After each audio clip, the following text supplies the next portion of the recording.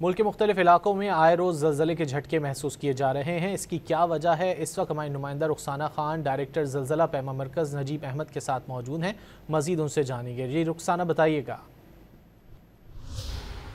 جی بالکل، ملک کے مختلف شہروں میں آئے روز زلزلے کے جھٹکے محسوس کر رہے ہیں۔ اس وقت ہمارے ساتھ زلزلہ پیما مرکز کے ڈائریکٹر نجیب احمد صاحب موجود ہیں، ان سے بات کریں گے۔ اچھا سر، بتائیے گا آئے روز زلزلے آ رہے ہیں، وجوہات کیا ہیں اور شہری کیا احتیاطی تدابیر اختیار کریں؟ دیکھیں جی، آج کل جو ارتھ آ رہے ہیں وہ ساؤتھ ایسٹرن افغانستان میں 31 اگست کو ایک ارتھ آیا ہے 6.0 کا، اس کی وجہ سے آ رہے ہیں کیونکہ شیکنگ اس نے ہمارے ہاں بھی دی ہے، لیکن اس کا جو ایپی سینٹر تھا وہ افغانستان میں تھا، وہ 45 کلومیٹر نارتھ ایسٹ آف جلال آباد تھا، اور اس کی ڈیپتھ جو تھی وہ 10 کلومیٹر تھی، تو اس کی چونکہ ڈیپتھ کم تھی اس وجہ سے ہمارے ہاں شیکنگ ہوئی ہے زیادہ۔ شیکنگ سٹارٹ ہو تو آپ پینک نہ ہوں، آپ اگر اوپر زیادہ اونچی بلڈنگ میں ہیں تو وہاں کوشش کریں نیچے چھلانگ نہ لگائیں، کسی بھی پلر کو تلاش کریں جو کہ آپ کو ہیڈ انجریز وغیرہ سے بچا سکے، اور رننگ سے اپنے آپ کو بچائیں کیونکہ جتنا تیز آپ بھاگیں گے اتنی آپ کو زمین ریئیکٹ کرے گی تو آپ زخمی ہوں گے۔